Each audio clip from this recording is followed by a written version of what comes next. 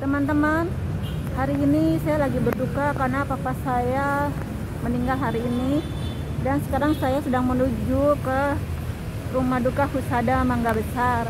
Papa saya dari rumah sakit Pelni akan dibawa ke rumah duka di sini. Doain saya ya teman-teman biar kuat. Saya datang bersama anak saya dan suami saya. Pagi guys, hari ini ayahanda tercinta saya meninggal. Minta doanya ya. Ini ruangan tempat kita beristirahat di ruang duka. Tuh. Itu ada adik saya.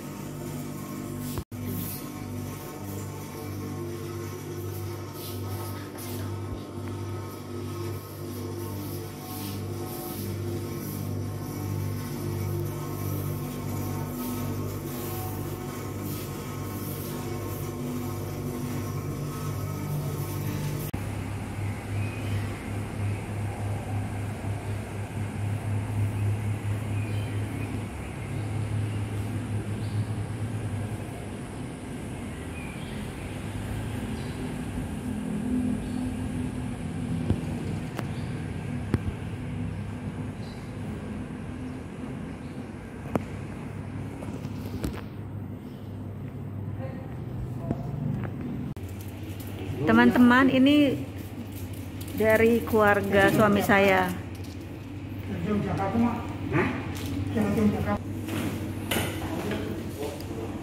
Dek, panggilin Mama Wati, bilang udah datang. Kok nggak bisa lewat? Mama Wati takut. Bisa lewatin? Nggak apa-apa. Bilang Mama Wati. Dan dia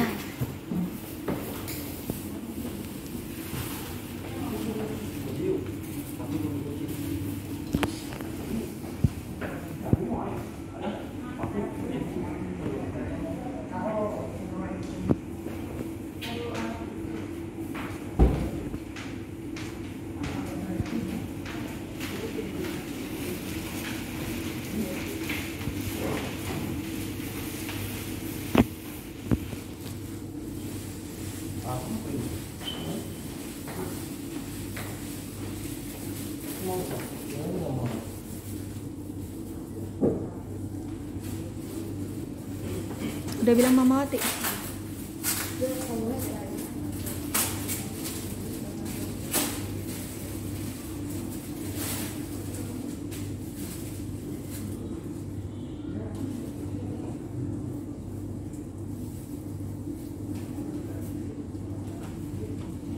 Dek, gantian tolong pegang dong, Dek, buat dokumentasi.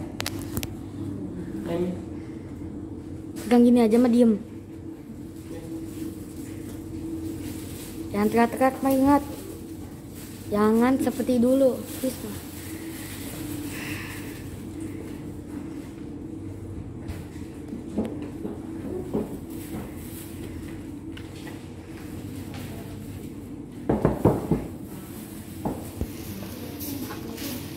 Foto dulu.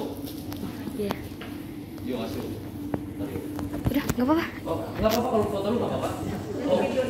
Oh, video ya. Oh, udah, nggak apa-apa. Nah, ini cek luruskan dulu. Iya, udah lurus belum almarhumnya? Dari atas, lurus ke depan, lurus intinya. Udah lurus apa belum? Udah oke. Udah pasang ya. Dua ini. Iya, dua kan? Iya, Begini mah.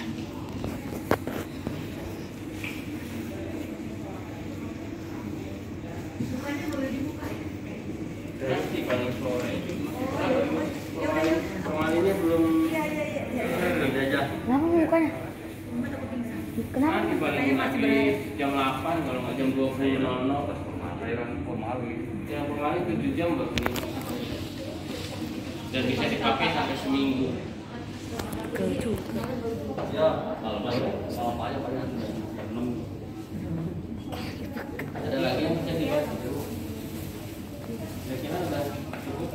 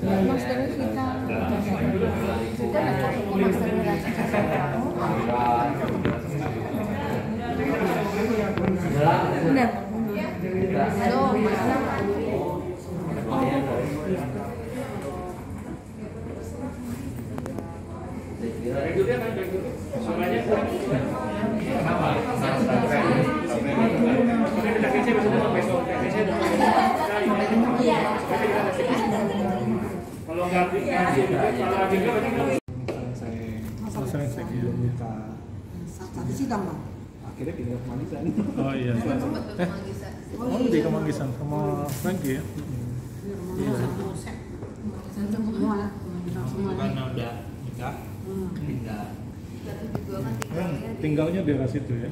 Masuk wilayah ya? Iya. Tia.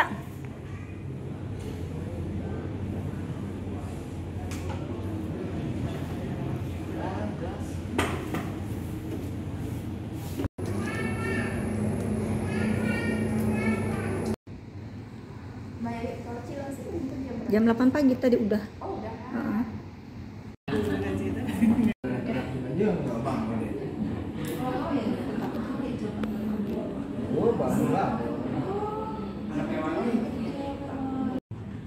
Kok video?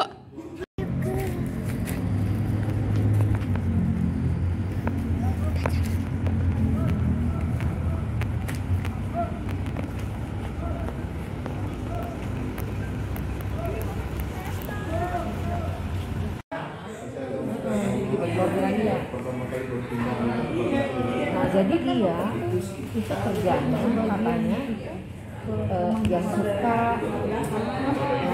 suster gitu loh, apply suster pembantu gitu.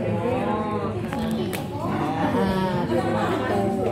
Nah aku ngabar ada orang dia suster. Pas saya bilang kita saksiwa jadi aku pernah dari siapa? Cornelia. Dia kan waktu di tes ambasador.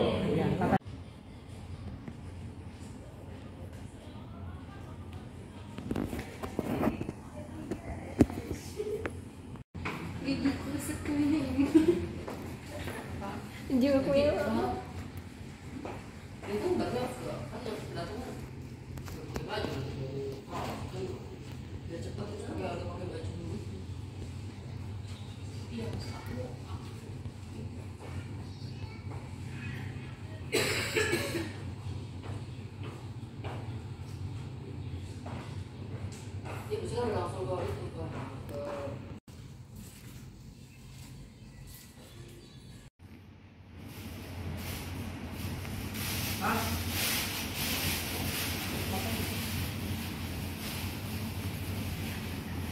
Kursi sudah dirapikan untuk khotbah penghiburan.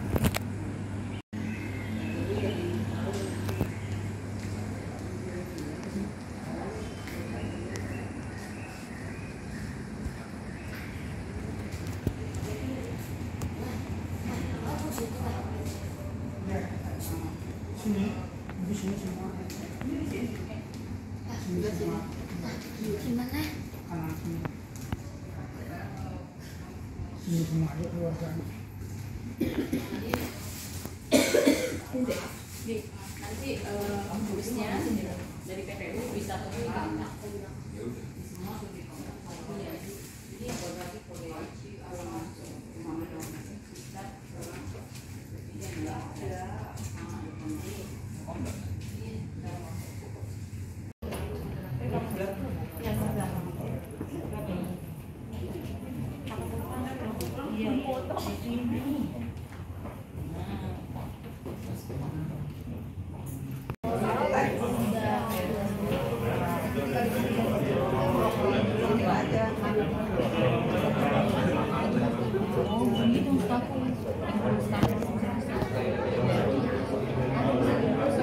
langsung ke ini makanan.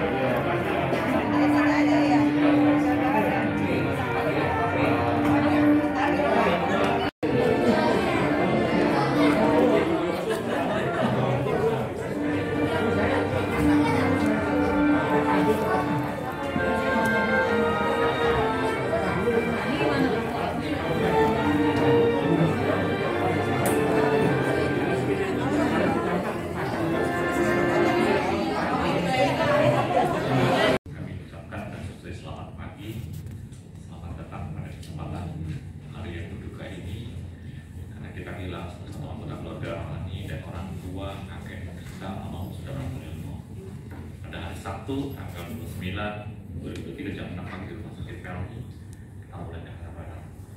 Nah, kita awali sebelum mendengarkan khotbah penghiburan yang akan menguatkan dan menyemangati anak-anak, mantu dan cucu almarhum dari keluarga Mulyono. Kami undang Bapak Ibu Saudara yang sanggup berdiri, kita akan berdiri. Kita akan melantunkan lagu pujian nomor 151 dengan Allah akan membantu kita.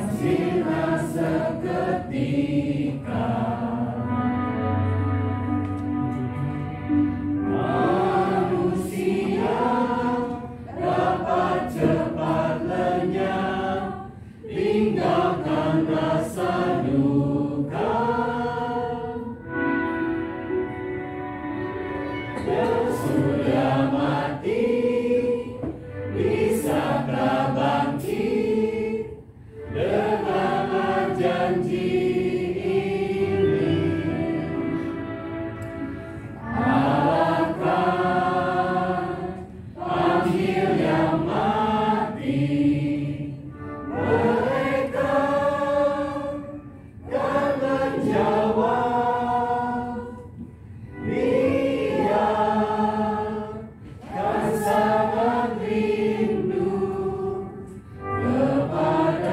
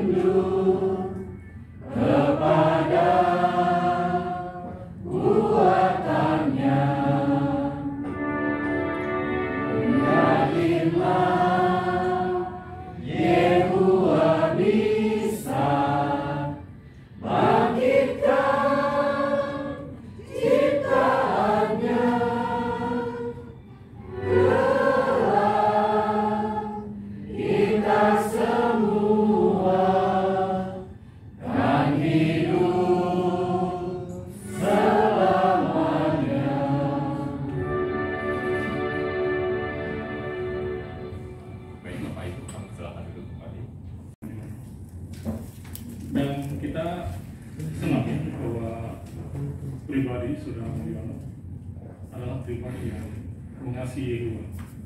Dan pasti saudara-saudara mengenal dia ya di sidang kematisan. Dan kita lihat dulu ya keluarga Mulyono. Keluarga Mulyono, Saudara Mulyono memiliki 5 orang anak ya, 4 putri dan 1 putra. Yang pertama adalah Purnamawati, Rahayu Dwi Astuti, Susilowati, Indrawati, dan yang terakhir adalah Adi Purnomo. Dan dia memiliki menantu yaitu Oki Soleman, Gabriel Soleman. Dan cucu ada 3 ya, Cynthia Novita Putri, Sania Marcelina Putri, dan Samuel William Arianto. Pasti ada beberapa yang saudara sudah kenal ya. Nah, kita pasti ingin tahu apa yang Saudara Mulyono lakukan ya, sifat-sifat baik apa yang dia miliki selama dia hidup. Ketika kami berkenalan dengan Saudara Mulyono di sidang yang dulu ya, Bendungan Hilir ya dulu, Saudara Mulyono ini dia memiliki sifat yaitu senang untuk berinteraksi. Kalau dalam istilah organisasi bercakap-cakap ya, bercakap-cakap.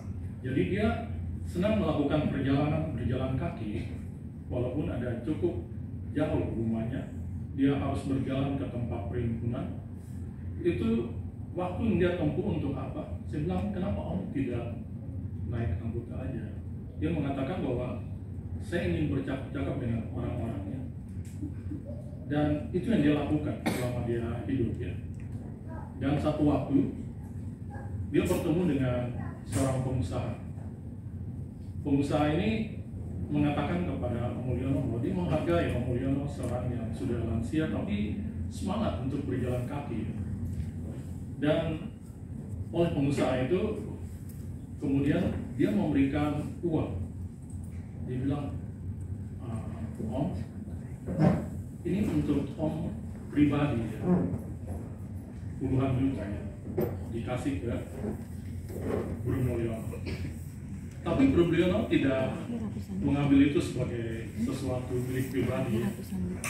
Dia bertemu dengan para pengawas di sidang, kemudian dia mengatakan, Bro, ini ada sumbangan yang dia berikan puluhan juta ya. Pada malam itu hampir sekitar jam 9 uangnya ada yang dibawa dengan kantong plastik ya, dan hamba pelayan harus menghitung dengan waktu yang sudah jam 9 lewat ya. Mereka harus hitung uangnya puluhan juta dan memerlukan waktu ya. Dan itu bukan sekali saudara-saudara. Dia pada waktu datang lagi berkunjung bukan motif uang ya, untuk memberi kesaksian. Pengusaha itu mengatakan bahwa Om, ini ada uang yang Om bisa dapatkan untuk pribadi Om, jangan kasih ke tempat lain ya. Tapi uang puluhan juta itu dia berikan kepada Sidam. Berkali-kali saudara-saudara ya. Dan ini menunjukkan bahwa dia adalah pribadi yang memiliki moral yang baik, integritas yang baik. Dan ini ditunjukkan dengan baik dalam bentuk uang maupun dalam bentuk cek ya, dia kasih ke Sidam. Maka itu dana sidang di sidang kita agak meningkat ya. Itu karena ada kebaikan hati dari ada penyumbang ya. Tapi satu waktu dia tahu bahwa Om Mulyono ini rupanya bukan bawa untuk pribadi dia. Dia bilang, Om, sebenarnya saya kasih untuk Om, kenapa Om kasih ke Sidam? Terus akhirnya diantar berupa sesuatu ya, dibentuk. Dia bilang, Om, nanti kalau ini saya kasih aja barang mungkin ya. Dan kami tidak tahu setelah itu ya apa. Jadi ini pengusaha ini betul-betul dia memberikan, tapi Om Mulyono memiliki etika baik. Dia memiliki sifat-sifat yang baik di hadapan Yehuwa. Dan baru-baru ini saudara-saudari, dia juga selama sakit dia masih tetap berjalan ya, berjalan bersama anaknya ya untuk berdinas ya. Padahal ada sakit, tapi dia lakukan hal itu. Dan anaknya mengajak dia ke tempat makan karena dia khawatir bapaknya ini bisa sakit ya. Maka itu dia bahkan di tempat makan dia memberi kesaksian saudara-saudari. Jadi kita bisa lihat bahwa Saudara Mulyono ini memiliki sifat-sifat yang baik ya. Sifat-sifat yang peduli kepada orang dan dia mempedulikan kepada nama Yehuwa. Dia seorang arsitek zaman dulu ya, zaman Belanda. Dia bisa saja memiliki kemampuan untuk menjual produk arsitek dia, tapi itu dia tidak lakukan. Dia memiliki pola hidup sederhana yang patut kita tiru ya. Kalau kita hidup sederhana, dia mengikuti contoh daripada Yesus, saudara-saudari ya. Jadi ini hal yang menarik bagi kita bahwa ada hal-hal yang positif dari Saudara Mulyono. Sampai akhir daripada kehidupannya, dia tetap melayani Yehuwa. Ya, sekarang kita lihat ya, kita akan masuk ke khotbah ya. Kenapa harapan kebangkitan itu penting bagi keluarga dan kita yang hadir pada pagi hari ini? Kalau saudara memiliki harapan kebangkitan, saudara akan menceritakannya, menceritakan tentang harapan saudara kepada orang-orang lain, tentang ada harapan kebangkitan. Nah, pasti keluarga memiliki harapan yang sama ya. Keluarga pasti akan menceritakan dan mengikuti pola yang Yesus ajarkan dan juga Bapaknya lakukan, yaitu untuk menceritakan kepada terhidup. Jadi itu salah satu untuk kita menanamkan dalam diri kita harapan kebangkitan ya. Dan harapan ini dijanjikan oleh Allah Yehuwa ya. Kalau kita membaca di kitab Wahyu 21 ayat 4, saudara-saudari pasti sudah tidak asing. Ayat itu membantu kita bahwa Yehuwa akan menghapus air mata, tangisannya, dan hal-hal yang dulu tidak kita ingat lagi. Ya, keluarga bisa mengambil hikmat makna ya bahwa Yehuwa peduli kepada keluarga saudara-saudara ya, kepada keluarga Mulyono. Yehuwa sangat mengasihi mereka dan juga kita yang hadir pada pagi hari ini. Dan Alkitab juga memberitahu kita bahwa sebenarnya ada hal yang kita perlu tahu ya, bahwa bagaimana dengan ketika kita menceritakan kabar baik, kita memiliki harapan bahwa keluarga kita yang kita kasihi, Saudara Mulyono, dia dalam keadaan yang tertidur panjang, dan Yehuwa akan mengingat dia pada saat Yehuwa memanggil dia ya. Dan ketika kami melihat orang tertidur, kami melihat ada satu mengingatnya, membaca ada satu peristiwa ketika ada pesawat yang dari Amerika Serikat menuju ke ke Hawaii ya. Tapi rupanya karena pilot dan co-pilot menggunakan tuas autopilot ya, untuk mereka tidur, tapi nanti tuas itu akan bekerja sendiri tanpa sadar mereka sudah tertidur dan jalurnya menyimpang, dan pasti penumpang ada yang terjaga. Nah, demikian juga dalam kehidupan orang yang kita yang masih hidup, itu seperti kita yang dalam pesawat ya. Ada yang terjaga, ada yang tertidur, seperti pilot dan co-pilot ya. Bahwa Saudara Mulyono adalah pribadi yang tidur panjang, dan Ibu melihat bahwa dia akan memanggil Saudara Mulyono melalui putranya Yesus pada waktunya ya. Mari kita membuka, kalau saudara-saudara melihat di dalam Alkitab ya, bagaimana hal ini membantu kita di Pengkhotbah 9 ayat 5-10. Walaupun ayat ini sudah sering kita membaca ya, saudara-saudari ya, membaca Pengkhotbah pasal 9. Bagaimana kata-kata Yehuwa melalui Alkitab ini bisa membantu kita. Pengkhotbah pasal 9 ayat 5. Orang hidup tahu mereka akan mati, tapi orang mati tidak tahu apa-apa. Ya, Saudara Mulyono tidur yang panjang, saudara-saudara.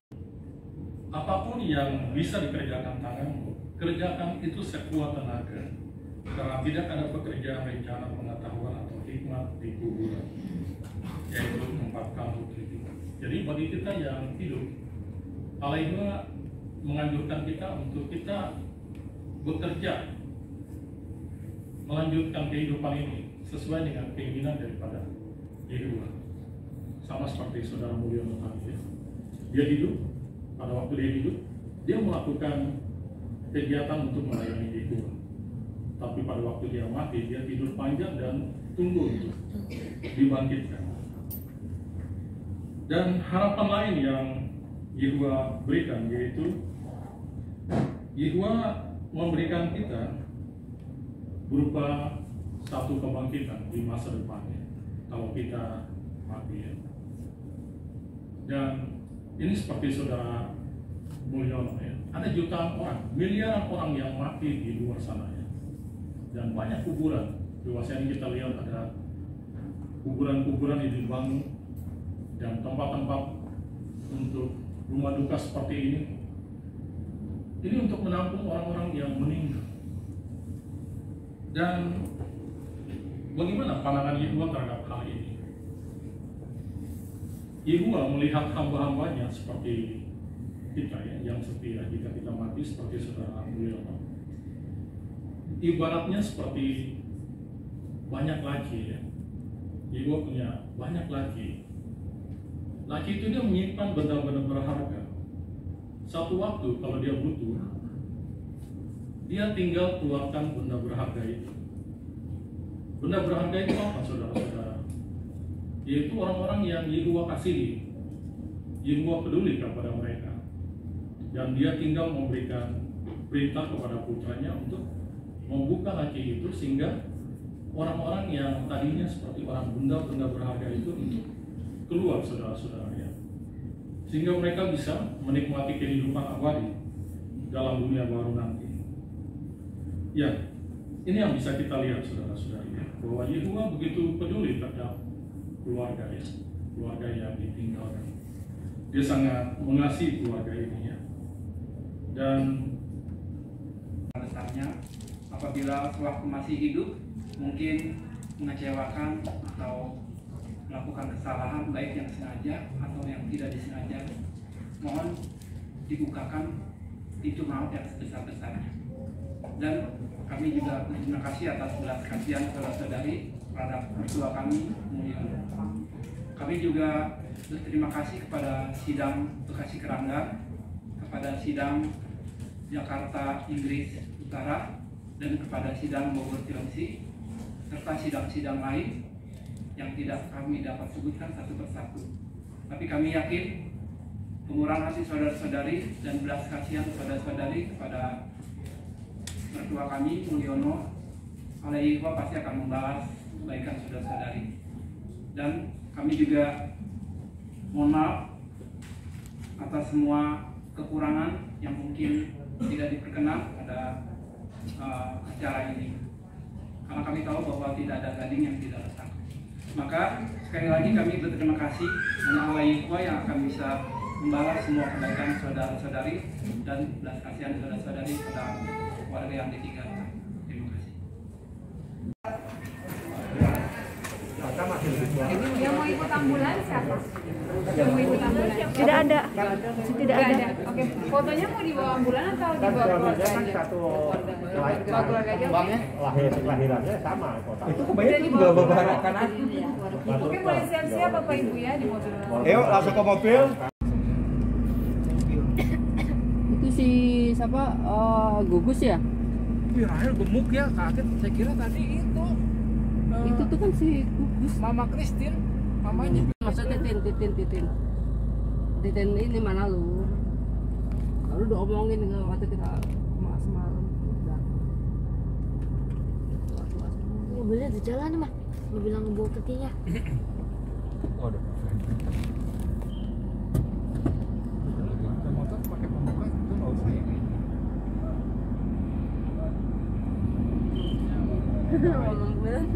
Membahayakan ini. Lihat aja. Tapi nggak usah muter-muter katanya sih.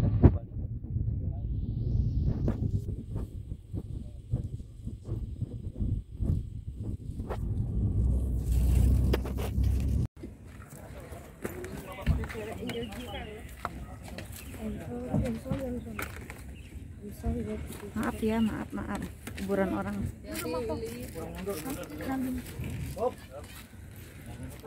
Nah, untung ada Budi dokumentasi. Aku keder. Kenapa jangan? Bud. Tadi ada satu lagi di mana? Oh, tadi. Bawa mana? Oh, no. Kan Ceprang ya? Ceprang kalau nggak bawa.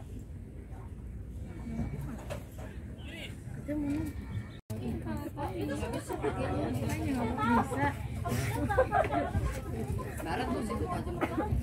Enggak bisa.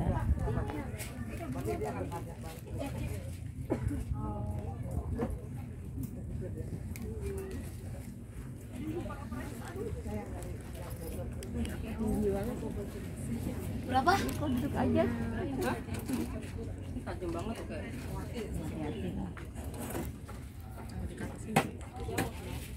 Orang-orang yang telah tertidur, apakah mereka memiliki harapan untuk dibangkitkan? Pasti ya. Karena Alkitab sendiri berjanji, Alaihwa berjanji, dan ini dinyatakan oleh Ayub. Perasaannya dia ungkapkan. Kita buka di Ayub 14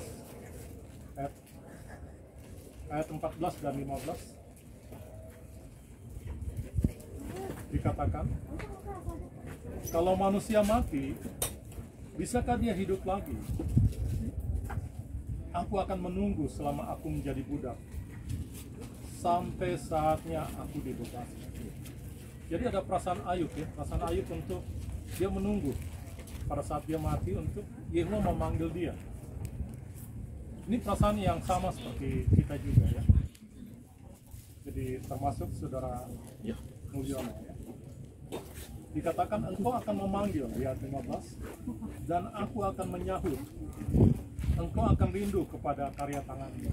Jadi Yehuwa rindu ya kepada orang-orang yang setia untuk dia bangkitkan dalam dunia baru nanti di bawah kerajaan Allah ya. Jadi camkan ini, tanamkan ini dalam hati pikiran kita sehingga kita punya pegangan seperti pelampung tadi ya. Ada pelampung yang kita pakai untuk bisa mengarungi kehidupan ini ya. Dan di masa depan ayat ini bisa menguatkan kita bahwa Allah Yehuwa akan menepati janjinya untuk membangkitkan orang-orang yang tidur dalam